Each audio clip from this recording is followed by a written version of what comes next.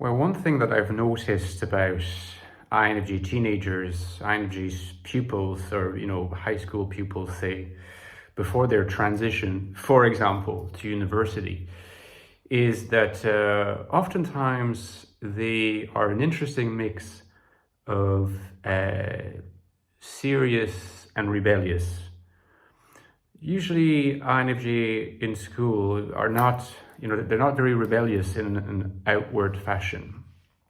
They tend to express their resistance or their rebellion more in the sense that they're rarely the ones that spend the most time studying for particular topics.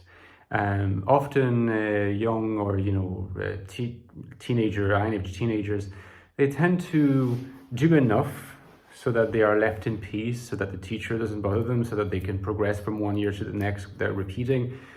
Of course, if they do that and they also happen to be very talented, they can even get near top of the class. But it's not common, I think, for an INFJ to in fact be top of the class. I think that there is a frustration they feel somewhere at the need for conformity, the enforced conformity of the school atmosphere, and the very wide diversity of topics. I mean, an INFJ is going to understand that all these topics need to be approached and studied in school, but there's also that hunger, and it's sometimes conscious, sometimes not completely conscious, hunger for focusing on one or two particular subject areas, something that is more going to be eventually and ineluctably more aligned with the linear or quasi-linear focus of their NI worldview. This is how NI functions. There's something tunnel vision-like about NI, and that's why it's quite interesting to observe, when an INFJ person transitions from high school to, say, university, where you can in fact from then onwards focus on one or two subjects. It's not infrequent to see that then from that point onwards the INFJ can become very, very studious, very committed to their studies, particularly if they happen to have picked the topic, the subject that they're passionate about, which doesn't always happen. In some sense, I'm starting to appreciate more and more at this moment after high school, where the INFJ has to choose what they want to study in university if they decide to go for higher, education, is super crucial.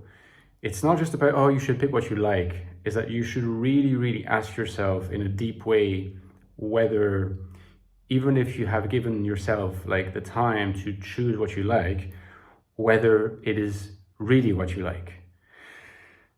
So there's a number of reasons why.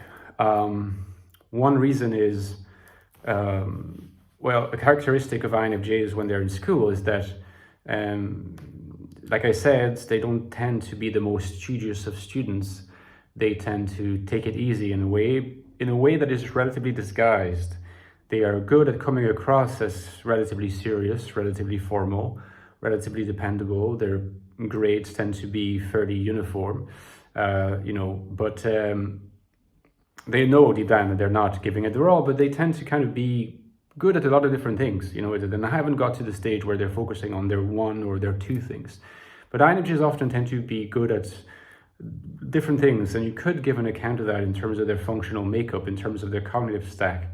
They can be good at math, they can be good at literature, history, and they can be good at music, they can be good at geography, although maybe that is a bit less common. There's potentially lots of particular subject areas to think about when you're then going to embark on a university education journey, and the arts are going to be attractive, sciences are going to be attractive. So what are you going to do? So that's the first hurdle.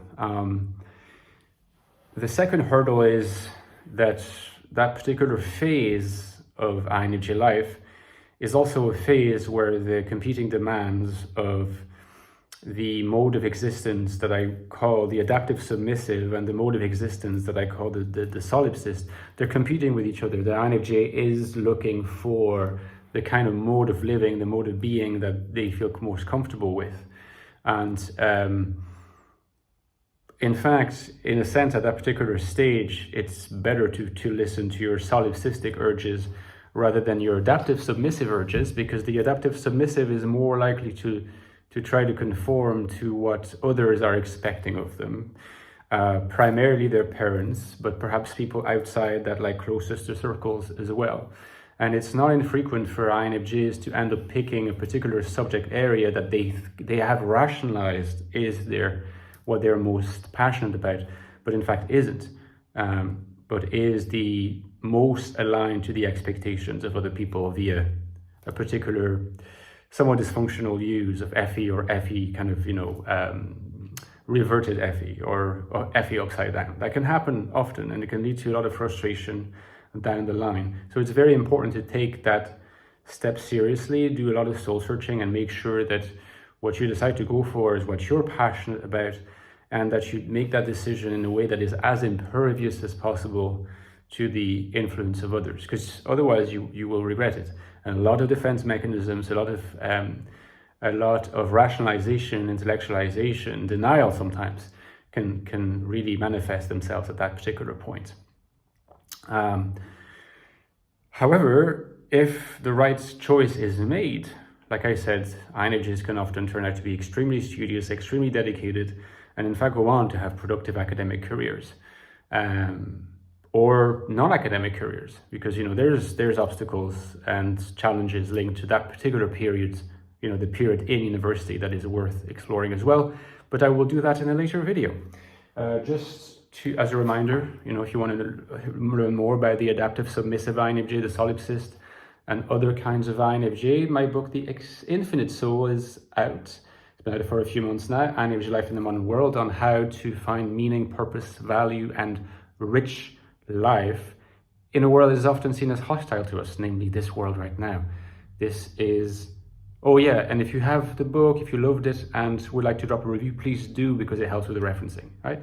So it's a practical guide to INFJ existence and finding meaning and happiness. And the prequel to it is, of course, The Ecstatic Soul, which is more of an in-depth look at the INFJ personality in terms of their consciousness, in terms of the workings of their minds and its existential manifestations. The two, of course, go well together, prequel and sequel, so get both if you haven't yet. And don't forget, the lifeblood of my channel is my Patreon page, so please consider providing, making a donation to me or becoming a subscriber on Patreon. You can interact with me there, you can make suggestions. We have a growing community, and it goes a long way towards helping me to keep the channel going. So thanks in advance for that, and I'll see you next time, guys. Bye-bye.